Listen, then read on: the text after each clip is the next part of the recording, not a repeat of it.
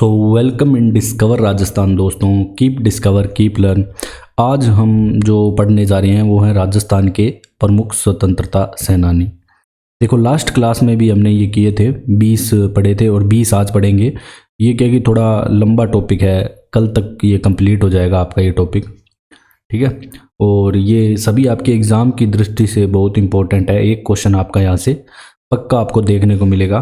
तो आपके जो रीट मेन स्पेशल बैच चल रहा है उसमें जो क्वेश्चन वाली मैंने क्लास कराई थी वो आप ज़्यादा से ज़्यादा शेयर करें, क्योंकि वो आपको एग्ज़ाम में बहुत ज़्यादा सहायता करेगी, जिसमें कंप्लीट सिलेबस है क्वेश्चन के 121 क्वेश्चन की हेल्प से, ठीक है। तो अपने शुरू करते हैं बिना समय गवाए। सबसे पहले हम बात करेंगे मोतीलाल तेजावत की।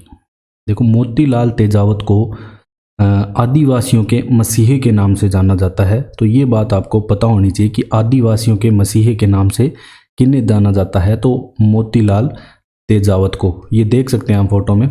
और इनका जन्म भी एग्जाम में आ चुका है। कोल्यारी गांव जाडोल के अंदर इनका जन्म हुआ था। तो ये कोल्यारी गांव का नाम यहाँ पे आता है पेपर में। और एक ही आंदोलन का सूत्रपात भी इन्होंने ही किया था, जो आदिवासियों को संगठित करके उनमें जन जागृति पैदा कर इस आंदोलन का इन्होंने सूत्रपात किया।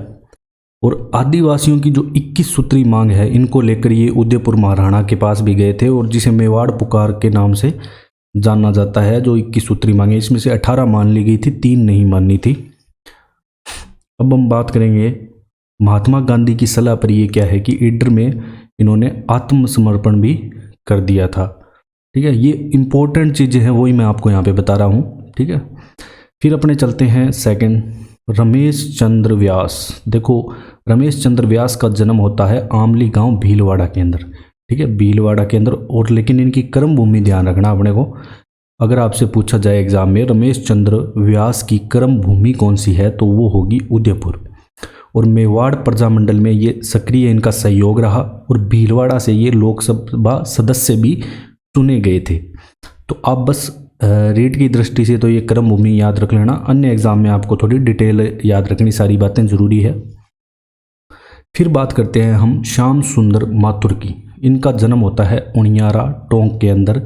जीवन कुटीर संस्था से ये जुड़े थे, और इनका कार्य क्षेत्र मालपुरा टोडायर सिंह टोंक के आसपास ही इनका कार्य क्षेत्र रहा। तो श्याम सुंदर माथुर टोंक जिले से संबंधित है, ये आपको पता होना चाहिए। फिर हम बात करेंगे बलवंत सिंह मेहता की। देखो इनका जन्म होता है उदयपुर के अंदर। मेवाड़ प्रजामंडल के प्रथम अध्यक्ष ये रहे थे, और इन्होंने प्रताप सभा की स्थापना की थी 1915 ईस्वी के अंदर। ये बात मोस्ट इंपॉर्टेंट है। प्रताप सभा की स्थापना बलवंत सिंह मेहता के द्वारा की गई थी। 1929 में ये लाहौर व 1930 के कराची अधिवेशन में भी यहाँ पे भाग लेते हैं। फिर इसके बाद क्या है कि ये वनवासी छात्रावास की स्थापना भी करते हैं 1943 ईस्वी के अंदर। बलवंत सिंह मेहता क्या है कि भारतीय संविधान निर्मात्री सभा के सदस्य थे राजस्थान की तरफ से, और संविधान बनने पर हस्ताक्षर करने वाले भी राजस्थान के प्रथम सदस्य यही थे। राजस्थान के प्रथम सदस्य की मैं बात कर रहा हूँ, ठीक है। अब अपने चलते हैं नेक्स्ट, नाना बाई खांट। देखो नाना बाई खांट का संबंध डूंगरपुर से आता है, ये आपको ध्यान होना चाहिए, बस इतना याद रख लेना। फिर बात आती है घासीराम चौधरी। इनका जन्म होता है बांसड़ी गांव नवलगढ़, ठीक है, बांसड़ी गांव नवलगढ़ शेखावटी क्षेत्र के ये क्रांतिकारी थे। फिर बात करते हैं हम नारायणी देवी वर्मा। देखो जो नारायणी देवी वर्मा है, एग्जाम में बार बार पूछा जाता है। इनका जन्म पूछा जाए तो सिंगोली गांव एमपी में होगा, मध्य प्रदेश में। ये पत्नी थी माणिक्यलाल वर्मा की, और 1939 में प्रजामंडल के कार्यों में भाग लेने पर इन्हें जेल भी जाना पड़ा था। और 1942 ईस्वी में भारत छोड़ो आंदोलन में भाग लिया। फिर जो एग्जाम में जो पूछा जाता है वो है इंपॉर्टेंट, ये महिला आश्रम संस्था की करती है स्थापना, ठीक है, इसके द्वारा नारायणी देवी वर्मा के द्वारा महिला आश्रम संस्था, जो कि 14 नवंबर 1944 को स्थापना की गई। और ये राज्यसभा की सदस्य भी रही 70 से 76 के बीच में। फिर बात करेंगे हम खरवा ठाकुर गोपाल सिंह। 21 फरवरी 1915 ईस्वी को जब सशस्त्र क्रांति की योजना बनाई गई थी, सशस्त्र क्रांति की जब भी बात आएगी, तो राजस्थान में इनका दायित्व सौंपा गया था 2 बंदों को, गोपाल सिंह और भूप सिंह, ठीक है। ये गोपाल और भूप सिंह सशस्त्र क्रांति राजस्थान में इनको नेतृत्व सौंपा गया था। तो ठाकुर गोपाल सिंह किससे संबंधित है? सशस्त्र क्रांति से। अब बात आती है विशंबर दयाल की। देखो विशंबर दयाल का जन्म होता है बहरोड अलवर, ठीक है, तो अलवर से संबंधित है ये। और जो 1912 का होर्डिंग बम कांड हुआ था इनमें भी इन्होंने भाग लिया था। अब जो मोस्ट इंपॉर्टेंट है मोहनलाल सुखाड़िया, सबसे लंबे समय तक ये राजस्थान के मुख्यमंत्री भी रह चुके हैं। इनका जन्म होता है नाथद्वारा में, जन्म याद रखना मोस्ट इंपॉर्टेंट है इनका कि नाथद्वारा में इनका होता है जन्म। आधुनिक राजस्थान के निर्माता इन्हें कहा जाता है। 13 नवंबर 1954 को राजस्थान के मुख्यमंत्री ये बनते हैं। 17 वर्षों तक राजस्थान निर्माण में ये भूमिका निभाते हैं मोहनलाल सुखाड़िया। अब हम बात करेंगे लाला मूलचंद अग्रवाल की। रिंग्स के थे लाला मूलचंद और सीकर क्षेत्र में इन्होंने किया था जन जागृति का कार्य। और खंडेल वाली जाट पंचायत का ये यहाँ पे गठन भी करते हैं। खंडेल वाली जाट पंचायत लाला मूलचंद सीकर जिले से संबंधित है, इतना याद रख लेना। फिर बात आती है श्रीमती रतन शास्त्री की, ठीक है, जो कि हीरालाल शास्त्री की पत्नी थी। उनकी बात हम यहाँ पे कर रहे हैं। 1 सेकेंड। देखो इनका जन्म भी एमपी में होता है, वो होता है खाचरोद कस्बा एमपी मध्य प्रदेश। और पत्नी है ये हीरालाल शास्त्री की। और शिक्षा कुटीर की नींव रखी जो आगे चलकर वंशस्थली विद्यापीठ भी कहलाई। देखो इनकी क्या है कि बेटी का देहांत हो गया था, तो फिर उसके बाद इन्होंने ये शिक्षा के क्षेत्र में मतलब जो अपने आस पड़ोस के हैं जो भी सबको मतलब एक संगठित करके ये नींव रखी थी शिक्षा कुटीर की, ठीक है। फिर उसके बाद ये आंदोलनों में एक्टिव रही, प्रजामंडल आंदोलन में भी। 1939 में जयपुर राज्य का जो प्रजामंडल सत्याग्रह आंदोलन है इसमें भी इन्होंने भाग लिया था। फिर 1900 देखो इन्हें पद्म श्री भी मिल चुका है और पद्म भूषण भी मिल चुका है, तो दोनों याद रखना कि 1955 में तो पद्म श्री, 1975 में इन्हें मिल चुका है पद्म भूषण। अब हम बात करेंगे हीरालाल शास्त्री की, ठीक है। जोबनेर जयपुर में इनका जन्म होता है। 6 वर्ष तक ये राजकीय सेवा में रहते हैं। फिर अर्जुन लाल सेठी जिनके बारे में हमने कल पढ़ा, उनके संपर्क में आने के बाद ये दे देते हैं सरकारी काम से त्यागपत्र। और एक जेंटल्समैन एग्रीमेंट होता है, मोस्ट इंपॉर्टेंट एग्जाम में बार बार आता है किसके बीच में हुआ था। इसका विरोध भी किया था, जो प्रजामंडल बंट भी गया था 2 भागों में इसके कारण।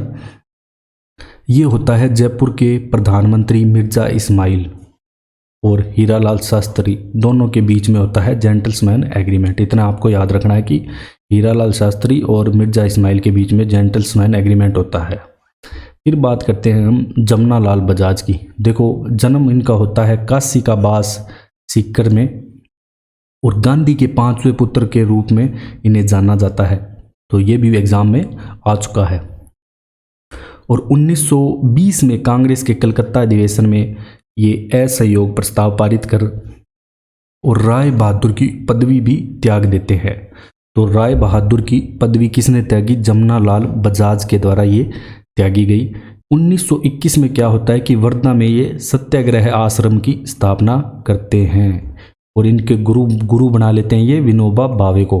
और हिंदी को ईमान की भाषा किसने कहा? ठीक है, तो जमुना लाल बजाज ने कहा हिंदी को ईमान की भाषा। ये भी आपको पता होना चाहिए। फिर हम बात करेंगे पंडित अभिन्न हरि की। देखो अभिन्न हरि का संबंध है कोटा से। वैसे इनका जन्म होता है सिंगानिया गांव में। कोटा में जन जागृति का ये मुख्य रूप से कार्य करते हैं। तो अपने को तो मेन तो यही पता होना चाहिए कि इनका संबंध कोटा से है। कल्पवृक्ष व कर्मवीर पत्र का ये करते हैं संपादन।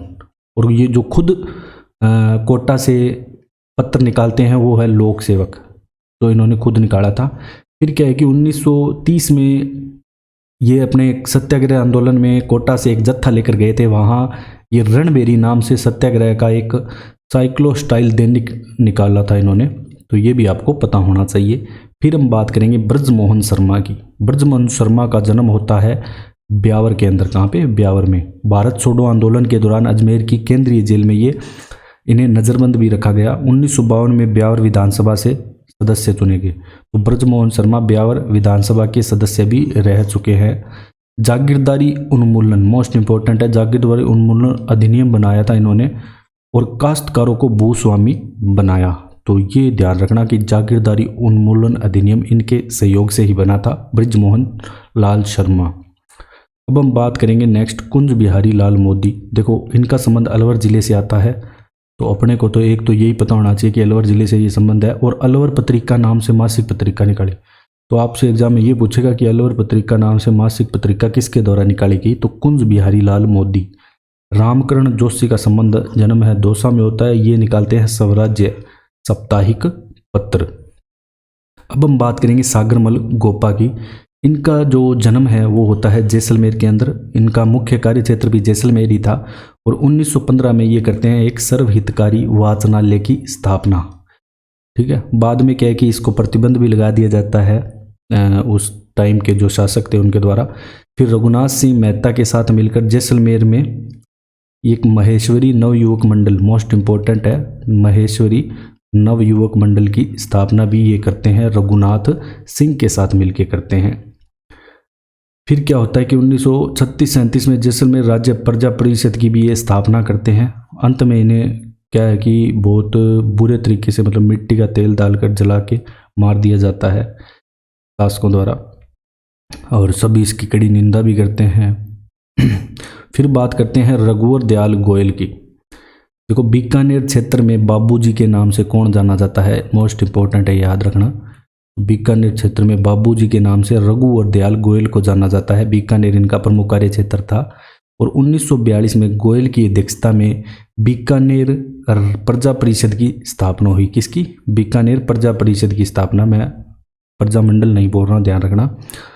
और एक समाचार पत्र निकाला, कौन सा? आज का बीकानेर। तो वो भी रघुवर दयाल गोयल के द्वारा यहाँ पे निकाला गया। तो ये था आज के लिए बस इतना ही। तो अगर आपको हमारा कंटेंट पसंद आया तो आप शेयर एंड सब्सक्राइब जरूर करें। Thanks for joining discover Rajasthan.